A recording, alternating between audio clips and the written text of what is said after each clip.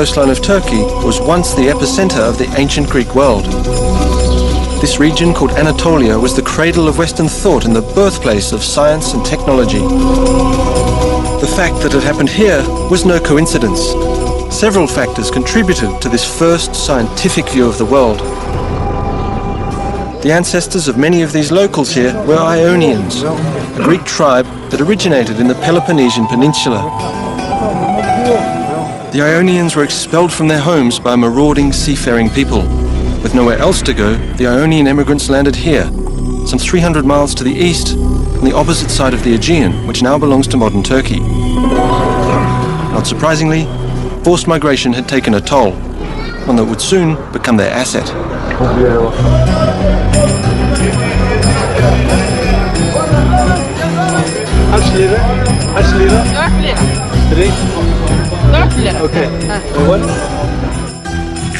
Adrift in a strange land, the Ionians had to abandon their beliefs and their ancestors. Over time, this generated a rather pragmatic, rational approach to life, because they could never be sure they wouldn't be driven out again. Having lost everything after fleeing their homeland, the Ionians focused on the future and welcomed new ideas, especially when they were good for business.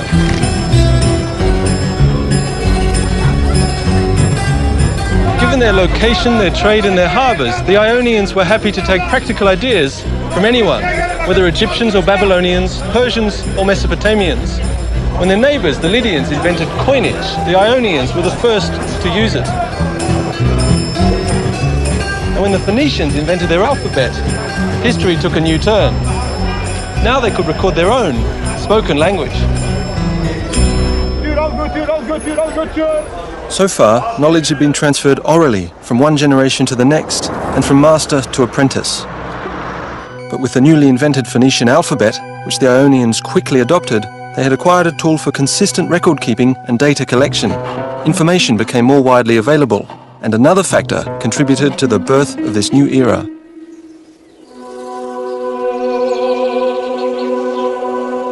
Up until that time, the world was believed to be ruled by gods, who expressed their anger through natural phenomena, filling the ancients with fear.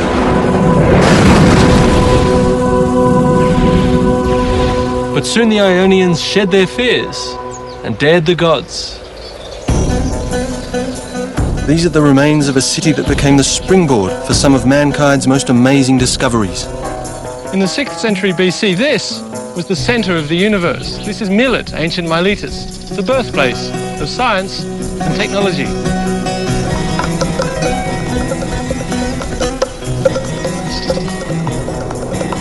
Perched on a hill, the horizon beckons.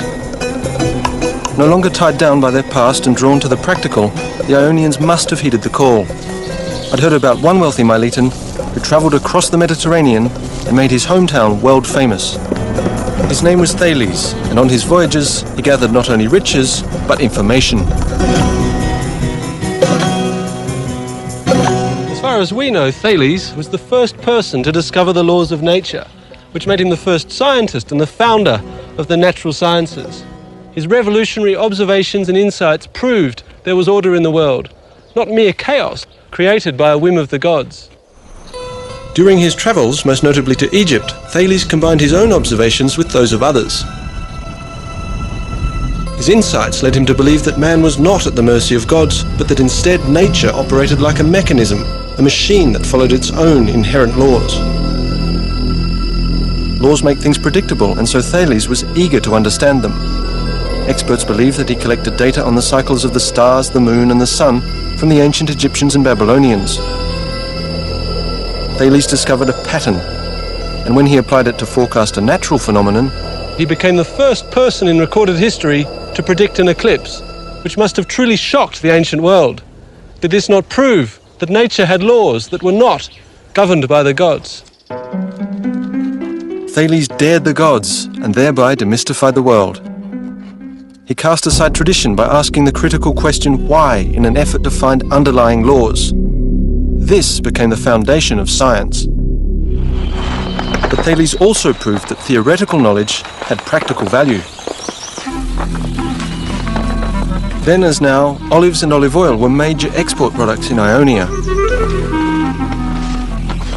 Thales baffled his contemporaries when he predicted a particularly rich harvest, long before anyone else had a clue. To do that was as presumptuous as predicting the moods of the gods. And to show that he was serious, Thales bought all the olive presses in the area, way ahead of harvest time. We don't know how he did this, but his prediction came true.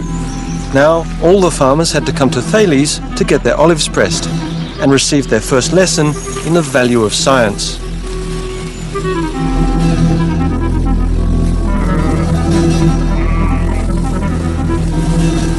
The traditional lines and angles of the rich farmlands around Miletus surrounded Thales. Correlating this observation with similar patterns he'd seen on his journeys may have given him the idea to describe the world in systematic terms, looking for rules that worked in all cases. Egyptian building methods and ancient records relating to angles, triangles and circles may have motivated Thales to formulate his own geometric theories. Thales became the father of geometry. His discoveries form the core of modern science and technology, describing the underlying rules of the physical world.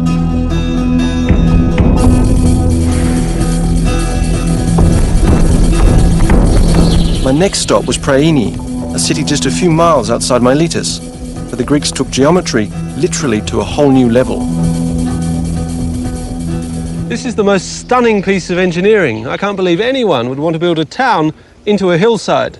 We wouldn't do it today, but for the Ionians, who had no cranes or machinery to cut away the rock, it seems the perfect example of how they used geometry to impose order on their world.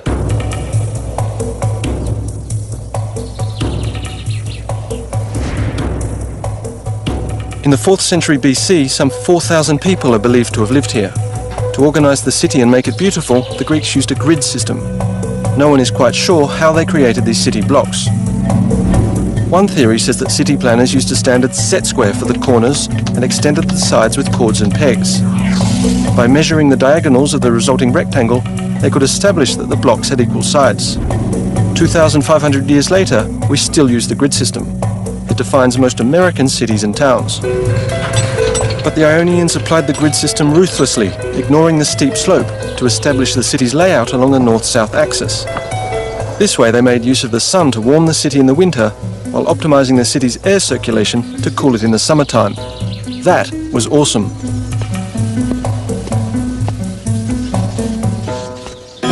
Wandering through these ancient ruins, these broken columns, I marveled at their perfection. In their search for the underlying rules of nature, the ancient Greeks discovered cosmos. Cosmos is a Greek word and a synonym for both order and beauty. What is awesome to us was cosmos to the Greeks. Much of this ancient world has been destroyed. What remains is a testament to the fundamental truths that were first formulated by Thales.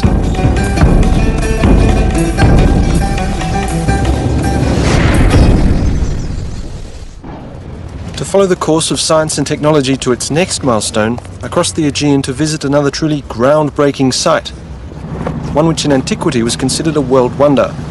It would have been impossible without the application of geometry. What had started with Thales was a new era in which the Greeks replaced myth and traditional dogma with a critical approach, asking the question, why? Observation became more powerful than myth, and the application of the rule the final test. Now I'm in modern Greece, on the island of Samos, once one of the wealthiest islands in the Aegean Sea. Ancient Samos had a booming economy nourished by the sea.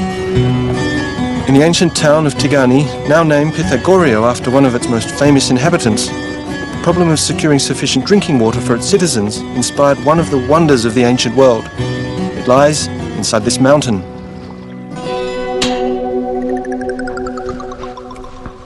Believe it or not, they used geometry to build this tunnel. I'm in the Eupolinus tunnel, named after the ingenious engineer who designed it. Around 522 BC, the ancients dug their way right through Mount Castro. Water was brought from the Agiades spring to the northern mouth of the tunnel. About 5.5 feet in diameter, it follows a 3,300-foot-long course through solid limestone. But what's special is that it was dug from two sides. Nothing special, you may think, but it's fantastically unlikely that the two shafts would meet in the middle. A little further down there is the point where the two halves of the tunnel meet.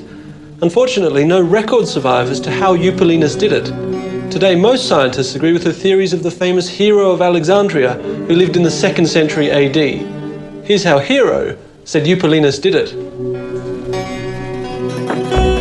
Ancient engineers measured the distance around Mount Castro using right angles.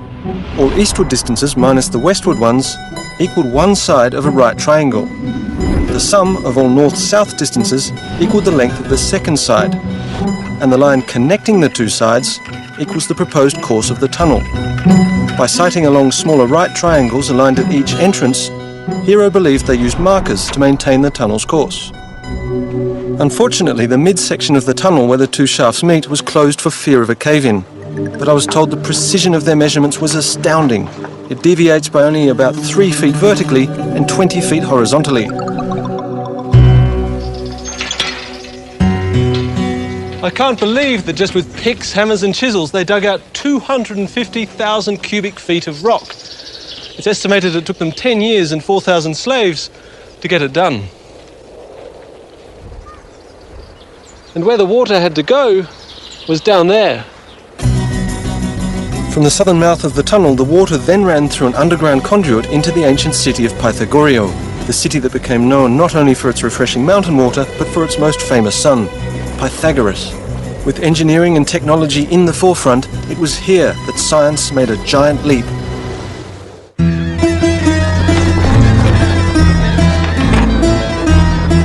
Looking for the roots of science, I found myself in Pythagoreio, on the Greek island of Samos.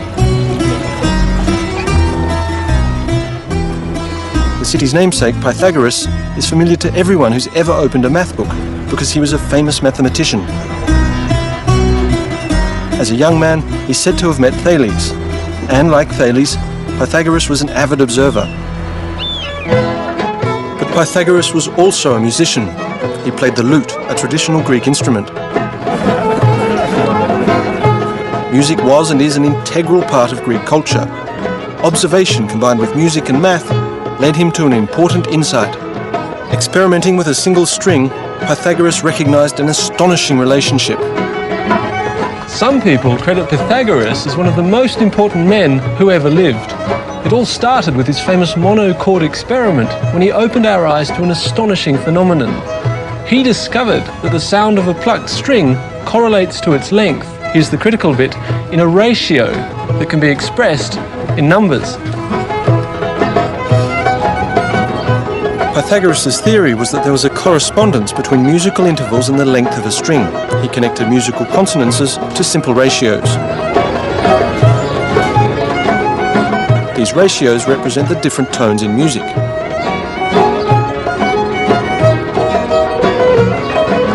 Plucking a string produces a tone. By halving the length of a string, that is, by pressing the string onto the metal fret, the frequency of the sound is doubled, and the note produced is an octave higher. The ratio of the octave is thus 1 to 2. Pythagoras believed the mathematical order to music was an example of the principle of number, which underlies the universe. To Pythagoras, number was a physical quantity discovered by experiment. Order and harmony, beauty and proportion, expressible in mathematical numbers, that was the idea of cosmos. Pythagoras believed in it, and many with him, even Einstein. The experiment with the monochord nurtured the belief among the ancient scientists that there was an underlying rule to everything. Pythagoras' thought of harmony extended beyond the cosmos. Beauty was everywhere, and he sought harmony in the underlying principles of everyday life. In his schools across Greece, Pythagoras taught seminars on harmony from within, following the theory of a healthy mind inside a healthy body. Inspired by Pythagoras, I was intrigued with the beginnings of Western medicine as a science, another area where the ancient Greeks led the way. This meant a visit to the Peloponnese, the original home of the Ionians, today an hour's flight from Samos. Asclepius, the ancient god of healing, was the focal point of a cult that swept over Greece in the 5th century BC. Most every town had an Asclepiad sanctuary dedicated to the health of its citizens. the renowned healing centre I'd come to investigate at Epidauros was the largest. It was famous for its cures. Whether you were lame, blind or suffering from kidney stones, this was the place where you'd go.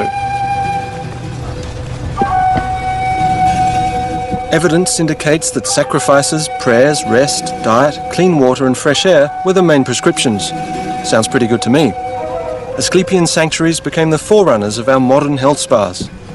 But the ancient Greeks also pioneered the healing power of the mind. The Asclepiads were popular for their psychoanalytic practices. What the shrink's couch is to us was for the Greeks a visit to Epidauros. This theatre at Epidauros was a famous place to relieve anxiety. Its size speaks to how popular the Asclepiad cult of alternative medicine was. With 15,000 seats, it was almost the size of the theatre in Athens, which at the time was the largest in ancient Greece. Going to the theatre was part of the cure.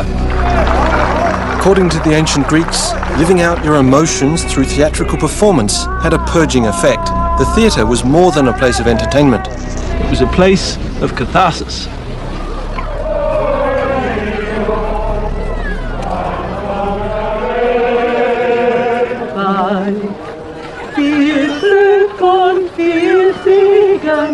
Today, however, coming to Epidauros means sharing one of the acoustic wonders of the ancient world.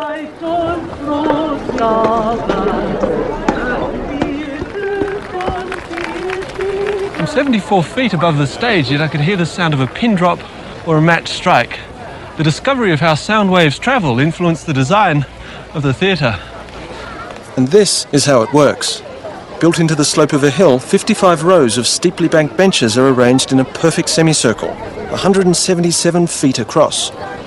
Because sound waves travel in a circular motion like ripples in water, they radiate symmetrically out from the stage. The initial waves enhance later ones as they reverberate off the stone structure.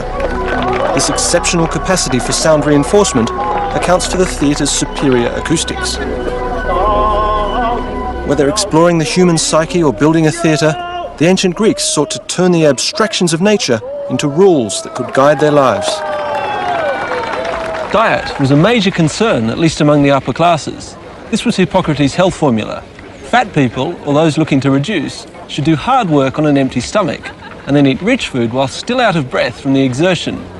One should eat only one meal a day, shouldn't bathe, and sleep on a hard couch. And the most startling recommendation was to walk in the nude as much as possible. All those who wish to gain weight should do the opposite. It's what the ancients knew. What can I tell you? Athens echoes with the achievements of its ancient founders like no other city in Greece. Here, the ancient Athenians built their most sacred temples, lending form to their gods, creating homes for them in stone with an astonishing sense for beauty. While we might appreciate their outward beauty, the ancient Greeks understood that beauty had an underlying formula. They knew the secret to beauty was proportion, which later generations called the golden section. Simply put, a straight line is divided into two unequal segments so that the ratio of the whole line is to the larger segment as this segment is to the smaller. This subdivision is called the golden section. The same ratio can be used to create a rectangle as well as a natural spiral when a portion of a circle is inscribed in each section of the golden rectangle. For many, the golden spiral reflects a pattern in nature. The Greeks' insights into ratios led to one of the greatest architectural achievements in the ancient world. The Parthenon was legendary even in antiquity.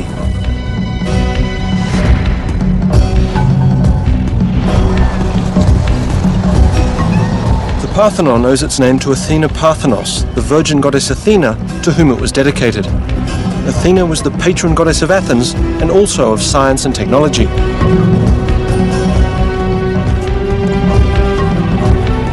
The ancient builders used neither mortar nor cement. These gigantic columns support massive lintels, held in place by innovative metal clamps.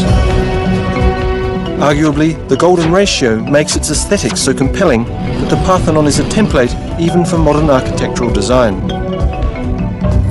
Although the temple is considered an icon of perfection, I'd heard that the architects and builders had tweaked their design to ensure the impression of perfection just to play it safe. From observation, The ancients knew that a column of the same width, top to bottom, appeared narrower towards the top. To make their columns appear perfectly straight, they tapered them. Using tricks like these, they made sure the temple appeared absolutely perfect. Only an expert could detect the illusion. Professor Tassos Tanoulis, chief restoration architect, agreed to let me in on some of their design secrets, such as stairs that were intentionally made thicker in the middle. They were afraid that if they had a straight line for the stilobate, it would seem sunk in the middle with all the weight at the top. That's an optical illusion you're talking about. Optical illusion, yes. Also, it seemed that they thought of each architectural part of the building to respond like a living creature. So, with all the weight of the superstructure, the column has this bulging in order to express the pressure from above. I see. In other cases, let's say, although all the superstructure, the entablature as we call it, is leaning inwards following the same diminution to the top, which gives more stability to the volume of the building. Each face of the bands, which are the ornaments of the architectural members, are leaning outwards so that the design which was painted on it could be seen better from below. Ah. Is each column the same as its neighbor? No, according to the design of the temples or these Doric buildings, the corner columns are wider, thicker than the inner ones, so that they look stronger because they are at the corners. So what you're saying is really it's not just one optical illusion, it's a whole series of optical illusions. Yes, corrections or optical illusions are everywhere, from the very bottom to the very top of the building. All the temple is curved. I mean, there is no straight line on this temple.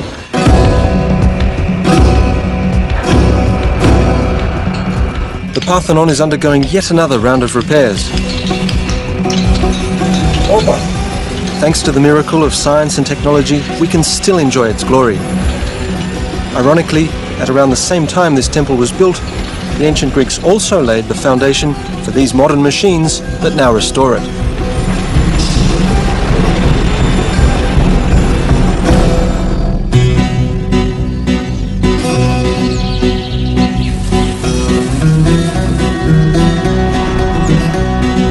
The Parthenon is one of the most magnificent structures left to us from ancient times. As I watched the restoration work at the Great Temple, it struck me how much the ancient Greeks contributed to our world. From Pythagoras' discovery 200 years earlier of the correlation between nature and numbers, the ancient Greek scientists had come a long way.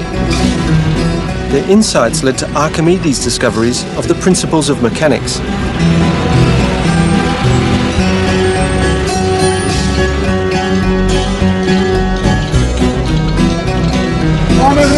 Building on proportions and ratio, Archimedes formulated a rule describing how one of the oldest techniques of applying force, using a fulcrum and a lever, actually works.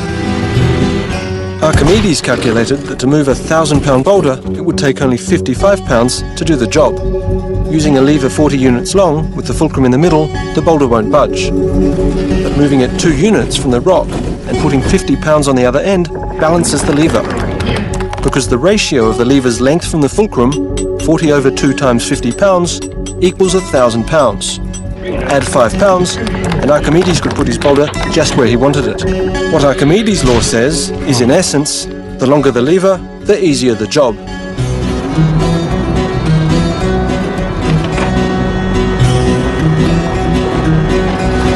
Cranes, pulleys, gears and screws all operate on the lever principle.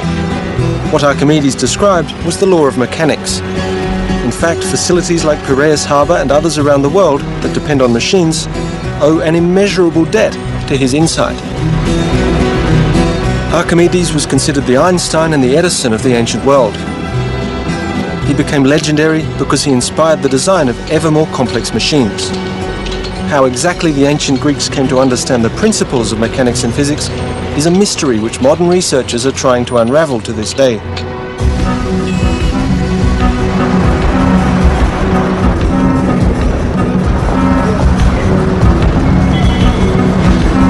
In Athens, I visited the second international conference on ancient Greek technology at the War Museum, where scientists and researchers from around the world were were exchanging their latest findings. They were all looking for more clues, and so was I. Can you take it? Yes, yes. I will try to It was clear that many ancient machines operated on the lever principle, like this pump whose roots go back to the 3rd century BC, to the Greek Zetsebius, the father of pneumatics. It's actually a very powerful pump, isn't it? In this sacred water dispenser, a pivot point replaced the fulcrum, showing how the ancient inventors began to create more complex devices.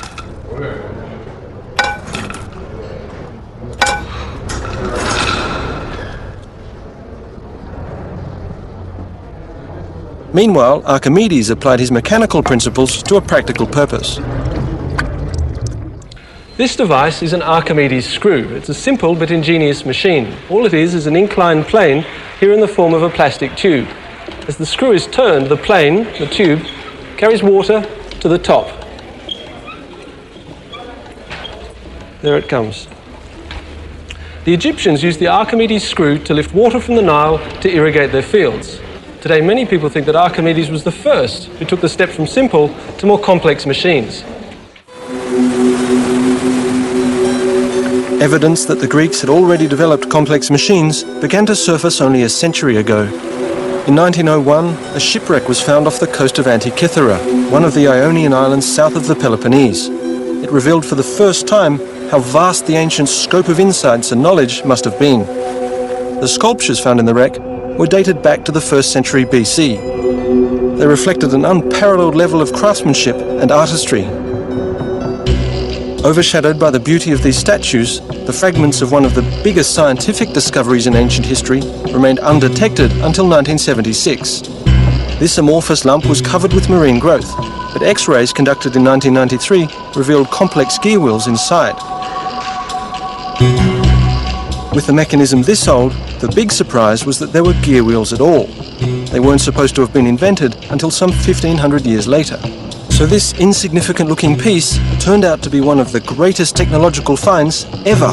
Corroded and crumbling after being submerged in seawater for 2,000 years, its dials, gear wheels and plates have presented scientists with tantalizing questions. One of these scientists is Michael Wright, a British researcher who had built a replica which he introduced at this conference. This is an extraordinarily complicated machine, but what does it do?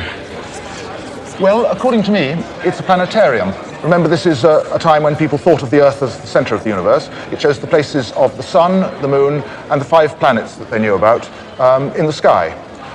And the back dial has supplementary information which is useful, such as counting off the years. Right. Is it as complicated as it looks? How many gears are there? How many moving parts does this have? That's into hundreds. I can tell you for a fact I've got 76 gear wheels in here. 76 gear wheels, and that's an exact replica of the original? The original, I find 31 wheels in what's left. But you have to understand that in making sense of what is left, you have to add a lot more. Right. It's terribly badly wrecked. I see. You've disassembled it for us, and it's in a complete mess all over the table, so I'm sure you're going to dread this question, but can we see it moving? Yes. Well, you'll see it moving as I put it back together, first of all, but I'll put it back together. It took him nearly 20 minutes to put it back together. But it was thrilling to see this 2,000-year-old instrument in working order. This is the moon, which we've now got to adjust. The sun and the moon are together now, so that should be new moon. So we should see it as wholly black. Like that. May I... Please, have a go. Be my guest. I love that lunar mechanism there. It's beautiful. Well, here's the moon going round fast, and its phase showing here. Here's the sun pointer. Below the sun pointer is the day pointer working on the calendar. They go almost together, but sometimes one first, sometimes the other. And then there's Mercury just going ahead of the sun. That's the Mercury pointer. Here comes Venus under the sun pointer. There. Yeah. And over here we've got Mars, Jupiter, and Saturn all coming together. It's a very special day. Jupiter's aligned with Mars. The inventor of the Antikythera mechanism is unknown, but others before him had already attempted to build a model of the heavens as a machine. In fact, records indicate it was again Archimedes who built the first planetarium.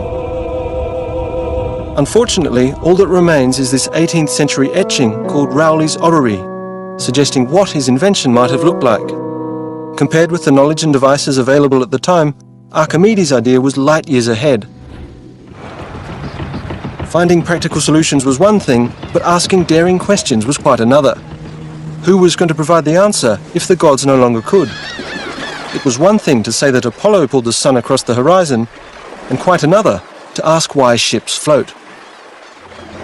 In their quest to understand the environment, the ancient Greek scientists were intrigued with the question of why some objects float and others sink. If you put a rock in water, it sinks. It will also, in a confined space like this one, tip water out over the edge. What is happening is that the rock is pushing aside its own volume of water. This is called water displacement. Now, if you put a piece of wood in the water, it floats. It also displaces water, but it won't sink. What is happening here? The block and a ship float for the same reason. Although modern ships are made of heavy materials like steel or concrete, they float as long as the ship, or a wooden block, weigh less than the water they displace.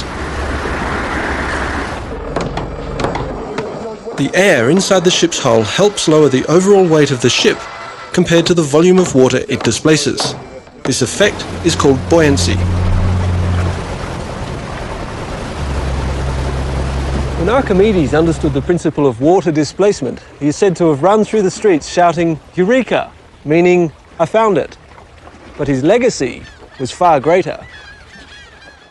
While Archimedes gave us the fundamental principles from which modern technology is derived, another Greek invention was recently resurrected and tested after being lost for 1,000 years at sea. It was a trireme, a warship, renowned for its speed and lethal impact.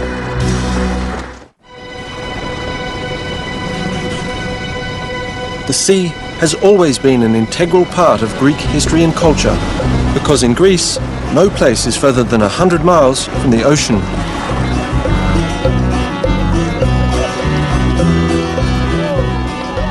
Much of the country's wealth is attributed to the ancients' ability to master the seas, be it for the purpose of trade and commerce or for warfare. Zea Marina in Piraeus, just minutes outside Athens, speaks to this tradition. In ancient times, these yachts would have been warships, because this is where the Athenians built and moored their legendary fleet. The National Ship Museum was just around the corner. Recalling different times, the ships that were docked here spoke to Greece's long naval tradition. Along the way, I bumped into an old friend. That says Thales of Miletus. I was looking for the replica of one of their most successful warships.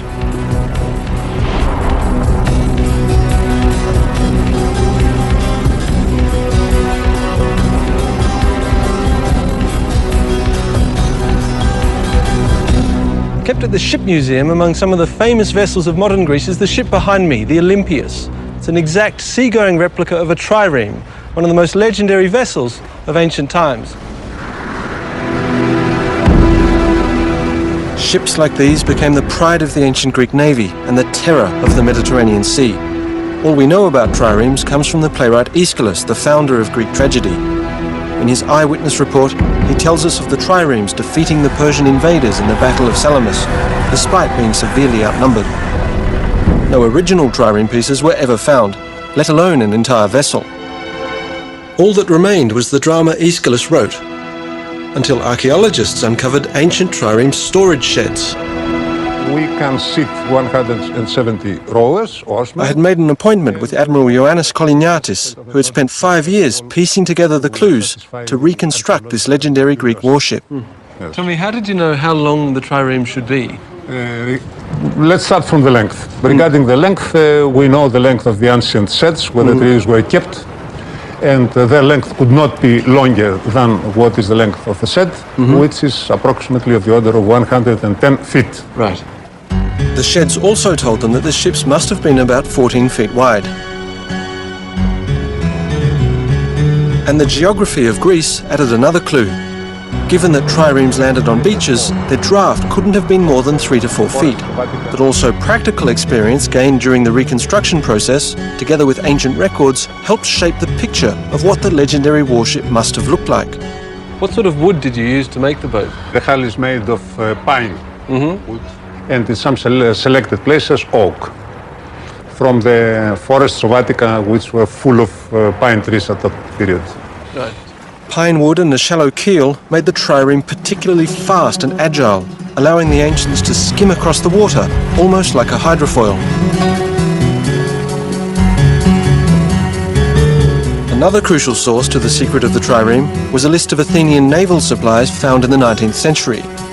It included 170 oars, classified as 62 for the top deck and 54 each for the middle and lower decks, and every oar needed someone to pull it. It sounds like a lot of people in a small place. Can I have a go rowing to see? Yes, yeah? why not? Let's go. Okay. You see how difficult it is to get to position, Sure, it's and very... you can imagine how difficult it was having 170. Sure, it's very cramped, isn't it? Yes, very congested. Now you're going to take one of the top decks. Yes, the difficult one. The difficult one. As I'm a beginner, huh? I'm going to take a middle one. It's actually not so bad once you're in, is it? So you see, I have to have much more inclination to reach the water, Uh-huh. and you are more level.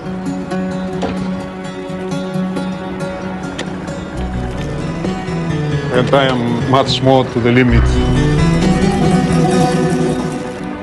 The way it presumably worked was like this. The trireme had 3 banks of rowers, hence the name. Each rower hit the water with his oar at a different angle.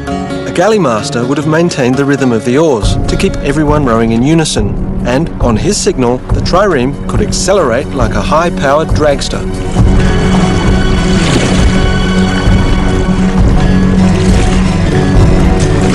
Using all these clues, the Olympias was built.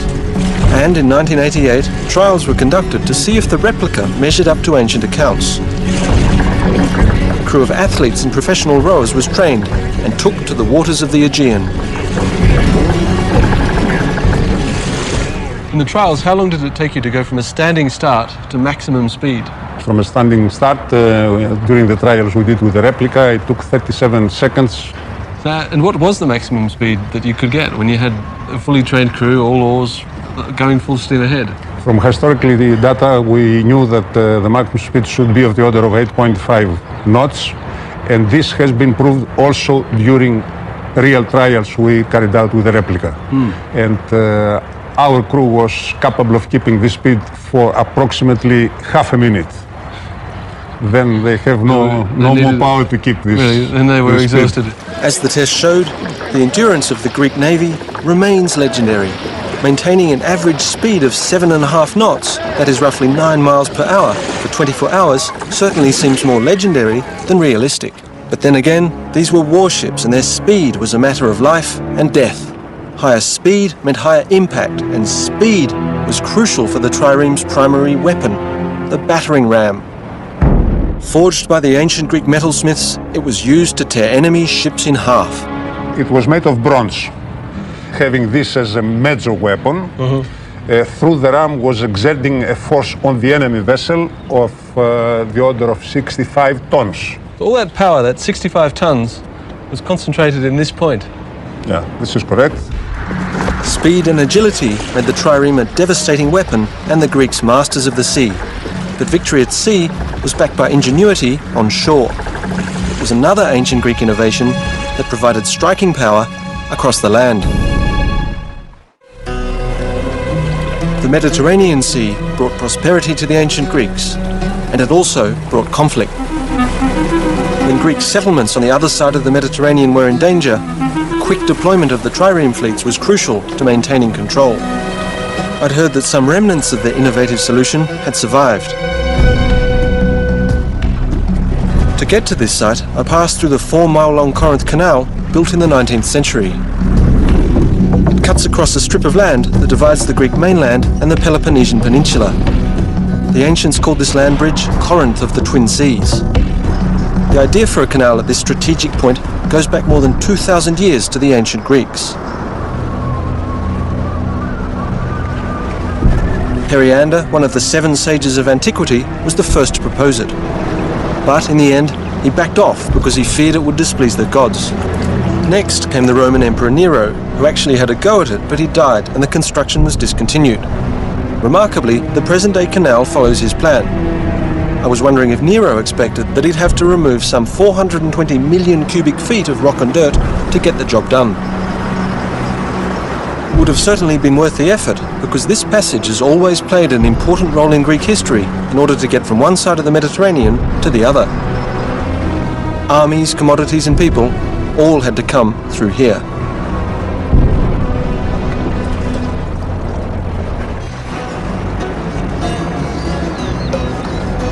But it was way back in the 6th century BC when the tyrant of Corinth, Periander, built the Diolkos instead of a canal.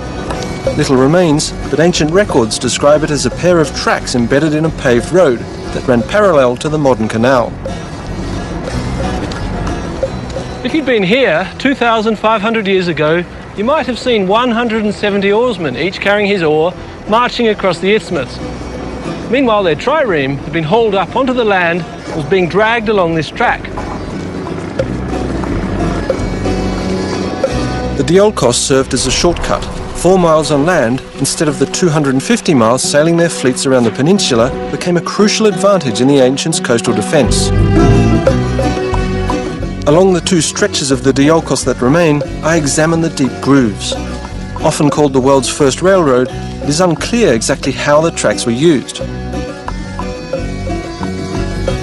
But whatever the method was, it must have worked well, because the Diolkos was in operation for an astonishing 1,300 years, carrying merchant vessels and warships for the greater glory of Greece. For almost as long, another ancient invention helped bridge a giant gap, and while it wasn't a geographic triumph, it catered to the ancients' spiritual needs. It was believed to be the meeting point of 2 sacred eagles that marked the centre of the world. High on a cliff near Mount Parnassus, the home of the Muses, lies Delphi. Its name derived from the word Delphos, meaning womb or belly. Within the ruins of Delphi's vast temple complex, I found a replica of the omphalos, the stone that symbolized the navel of the world. But something far more ominous had drawn me here, like thousands of visitors for the past millennia. From around 750 BC, Delphi was world famous for its oracle, a place deep in the temple of Apollo where worshippers could ask the god about their future.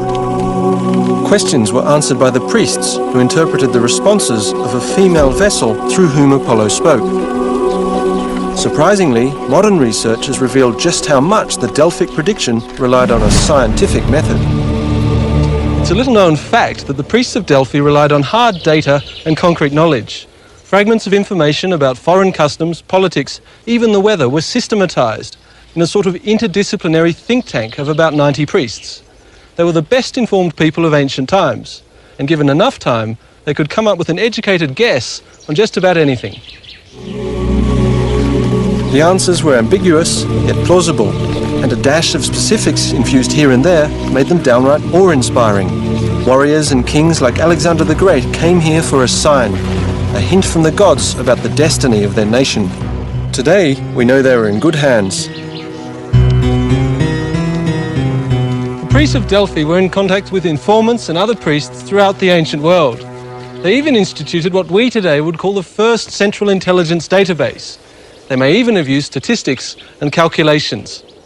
Methods similar to those first applied at Delphi are still in use today. Relying on information instead of the gods, the Delphic priests laid the foundation for systematic data collection. In fact, Delphic oracle forecasting methodology is recognized across the business world today. It's always a bit humbling to realize just how much the ancients knew. It's tempting to look into the future for answers to some of the most persistent questions of science and technology, when in fact there are clues in the past. The ancient Greeks found underlying relationships in ratios and numbers that, for all we know, may still hold the key to the harmony of the universe. They uncovered the fundamental principles of mechanics that govern our world and established the basics of modern technology. They were the first to ask the crucial question why and to demand a rational scientific answer. In many cases, the answers they provided continue to be the best we have.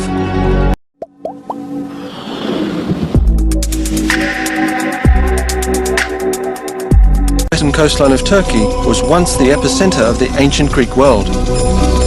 This region, called Anatolia, was the cradle of Western thought and the birthplace of science and technology.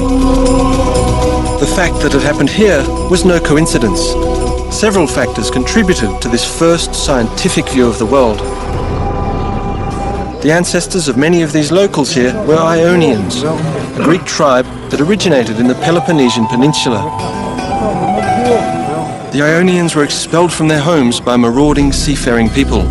With nowhere else to go, the Ionian immigrants landed here, some 300 miles to the east, on the opposite side of the Aegean, which now belongs to modern Turkey. Not surprisingly, forced migration had taken a toll, one that would soon become their asset.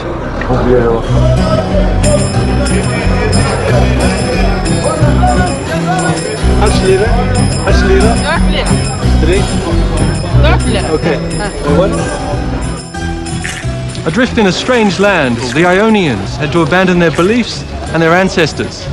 Over time, this generated a rather pragmatic, rational approach to life, because they could never be sure they wouldn't be driven out again. Having lost everything after fleeing their homeland, the Ionians focused on the future and welcomed new ideas, especially when they were good for business.